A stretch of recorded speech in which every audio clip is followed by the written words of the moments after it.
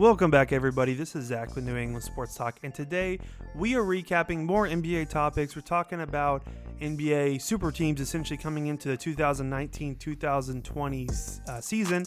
Free agency is basically over at this point. There's a few more guys that still need to be signed, but with the acquisition of maybe Boogie Cousins, Kawhi Leonard, those are basically the two last probably big names, unless I'm forgetting somebody. NBA free agency is basically done for. Teams are just trying to finalize their final roster spots and also gear towards Summer League, which is currently going on now as well too. But we're going to jump in and talk about super teams. Is there currently one in the NBA that we need to consider as a super team, or is there one in the making essentially? Now, at this point of the show, we're going to go ahead and recognize our new subscriber this week. It goes out to CPST. Thanks, bro. I have no idea what your name stands for, but thanks again for joining the channel. Hopefully, you'll leave a comment in this video talking about something that you want me to review coming up in the NBA season, or just something in general that maybe doesn't have to do with this topic specifically, but just something in general that you want to go over and you want to discuss on this channel. Anyways, guys, let's jump in. Without further ado, let's talk about NBA super team. So in my opinion, there's two requirements in order to make a super team. Now, your definition may be different than mine, and there's nothing wrong with that whatsoever. But in my opinion, there's two requirements that a team has to have. First off, they have to be an immediate and legit contender to win a championship next year, or at least go far and contend, right? So they don't have to win a championship. Obviously, not every team can get to the NBA Finals, right? And play on the big stage and contend for the championship. But throughout the entire playoffs, is the series going to be very competitive? Are they going to be elite during the regular season as well? Or do they have a legitimate shot in going far in the playoffs next year? And I think there's plenty of teams next year that kind of meet this criteria who could have great seasons next year as well. Second requirement, in my opinion, is they have to have 3 or more top 15 players on a team. So you could extend this over to top 20 players maybe if you want to. I've got, for the most part, top 15 players that I'm considering that are on a team. If you have 3 of these guys, then you have a super team. Is there currently any super teams in the NBA right now after free agency is basically over?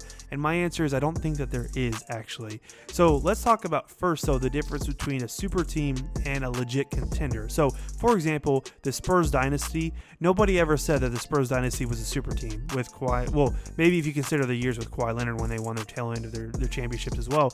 But in 2000, I think it's 2014 when they won the last one. But Tim Duncan, Manu Ginobili, Tony Parker, they were legit teams. They were a fantastic dynasty. They were legit, organization and everything like that, but they probably wouldn't be considered a super team, at least in my opinion. If I'm wrong, if you think otherwise, let me know in the comments. Let me know if you think the Spurs was a super team and what your criteria is on why you think that. Another good team that comes to mind is maybe the 2004-2005 Detroit Pistons as well. Fantastic team. Rasheed Wallace, Ben Wallace, Chauncey Billups, Rip Hamilton, Tayshaun Prince as well. Good coaching. They've got good bench players as well. Fantastic teams. I would not consider them as top 15 players, though.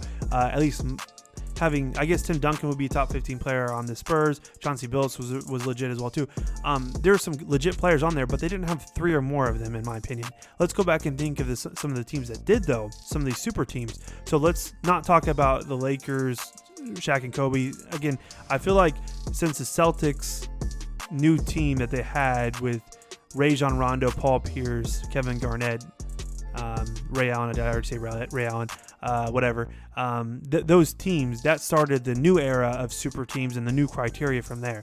They had three top 15 players or more. Paul Pierce, Ray Allen, in my opinion. You might swap out Ray Allen and Rondo depending on what you valued the most. But for the most part, they had that with Paul Pierce, Kevin Garnett, and Ray Allen.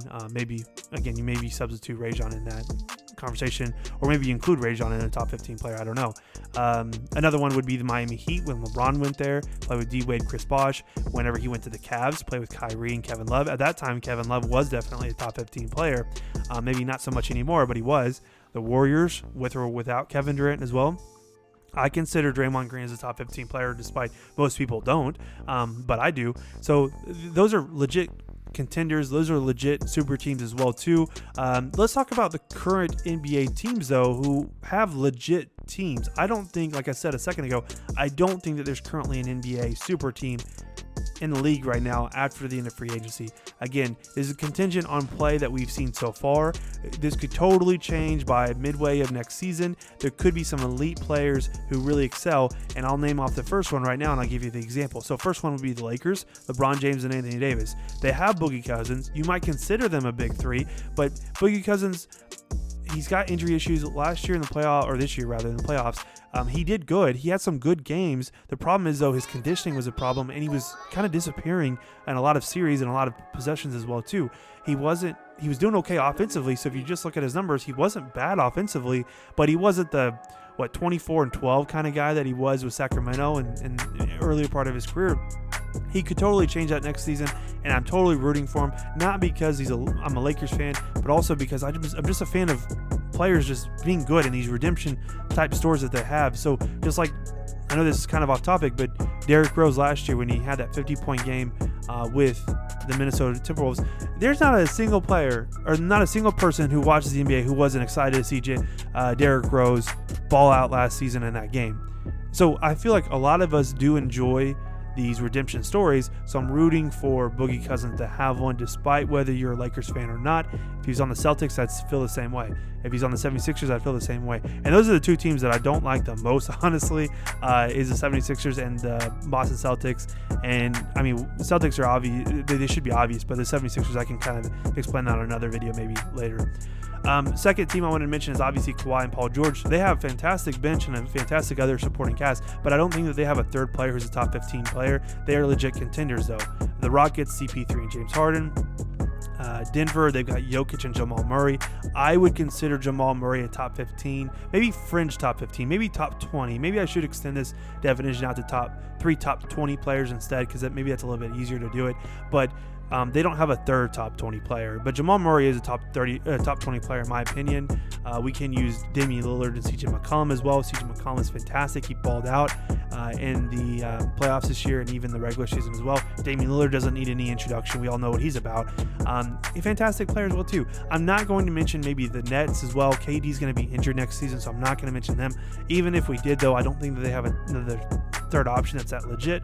The Warriors do, but Klay Thompson is going to be injured for 3/4 of next season, if he even comes back at all. The Bucks, Chris Middleton's there, Giannis is there, but do they have a third option? I don't know. 76ers, Ben Simmons and Joel Embiid, they've got some good players, but again, Jimmy Butler's gone. I don't think they have a super team anymore. And I can kind of explain that later, I guess, but I was going to say that Ben Simmons, I don't consider him a top 15 player in my opinion, and I know that I just said that I consider CJ McCollum and Jamal Murray a top 15 player, so I know that some people are rolling their eyes right now, but I don't consider Ben Simmons a top 15 player, and top 20, maybe top 20, but not top 15 player. I'll explain that later if you want me to. Jazz and the Spurs are also really good teams. They're going to be good teams next year as well. Mike Conley and Rudy Gobert, and then obviously Donovan Mitchell, of course, needs no introduction either. So let's talk about it, guys. So in your opinion, is there a current NBA super team coming into next season? Again, I've already answered it. In my opinion, there's not. Now, the next question I have, though, for you is if you're agreeing with me, if you feel like there's not an actual super team met by your requirements, not mine. You don't have to follow my requirements. Again, my requirements are being a legit contender next year and having 3 top 15 players, although I will probably maybe move that back to top 20 players. I'll say 3 top 20 players instead.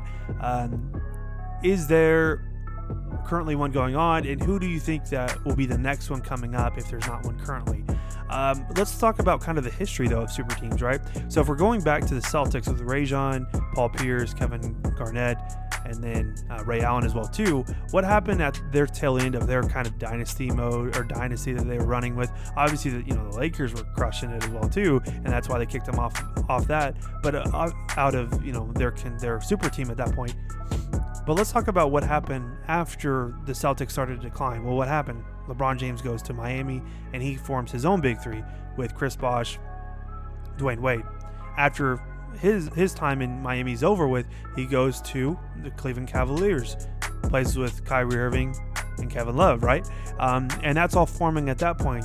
But what happens while they're forming that, or even while LeBron James is still in Miami? What happens during that time? Well, the Warriors are making moves. They're drafting some big-time players with Draymond Green, Klay Thompson, Steph Curry, and then on top of that, the cherry on top is Kevin Durant eventually comes over as well too. So the thing is, though, guys, I feel like at this point there's no legit super team that I can call super team. However, if we look at what history is showing us the last 10-15 years at this point, it's going to repeat itself. There's going to be more super teams. I don't think that this is the end of super teams by any means, but I just don't think that there's one currently in there now. Now, I would say that probably by the end of next season, though, or next free agency or whatever the case is, we're going to be on the rise for a new super team to kind of take over the reins. It's just about that point, unless the Warriors just pick up where they left off before Kevin Durant came over, and they just are miles ahead of everybody else as far as shooting and as far as ball movement and pacing and all that jazz. I don't know, guys, but go ahead and leave a comment below. Let me know, what do you guys think? Who is the current biggest NBA super team at this point? If there's not one, if you're agreeing with me that there's not one, who do you think will be the next one coming up then? And as always, guys, remember to like, comment, and subscribe, and we will see you in the next one.